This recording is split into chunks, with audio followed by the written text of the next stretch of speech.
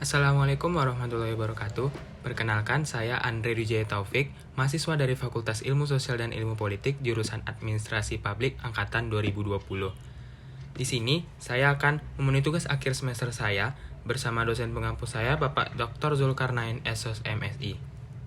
Dan untuk soal yang pertama, yaitu langsung saja, menurut Anda seberapa penting pengawasan dalam pembangunan? Kemukakan pendapatnya.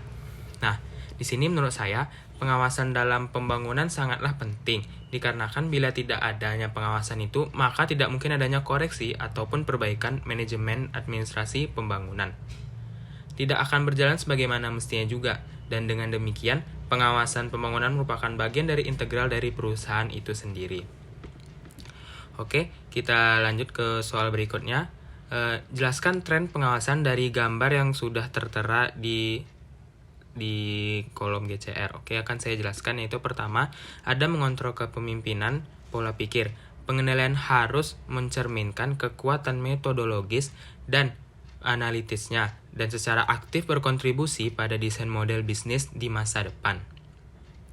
Yang kedua, itu ada pengendalian agil, tujuan dan hasil utama transformasi model bisnis yang gesit mengubah proses dan struktur. Pengubahan organisasi di perusahaan didorong dengan adanya usaha yang keras. Yang ketiga, mengontrol transformasi manajemen kinerja berbasis data.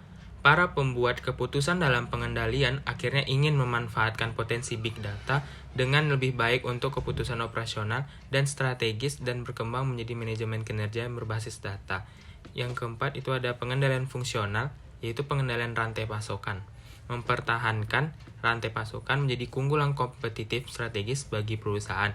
Di semua industri, perusahaan berjuang dengan masalah pengiriman dan menimbulkan tantangan besar bagi kelangsungan model bisnisnya. Dan yang kelima, itu ada pengendalian keberlanjutan. Penilaian siklus hidup produk. Seluruh siklus hidup produk itu menjadi menarik, dimulai dengan adanya pengadaan bahan baku hingga daur ulang dan pembuatan produk. Dan yang keenam, ada alat pengontrol. Nilai seumur hidup pelanggan, kelangsungan ekonomi produk selama siklus hidup di bawah pengaruh potensi cross-selling dan upselling menjadi tolak ukur dari implementasi.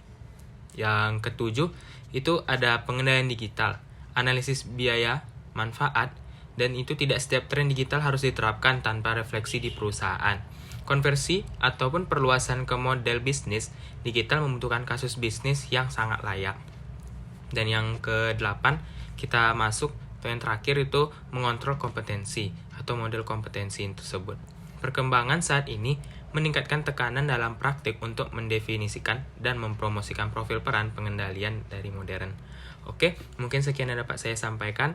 Terima kasih, lebih dan kurang mohon maaf. Wabillahi taufiq wal hidayah. Wassalamualaikum warahmatullahi wabarakatuh.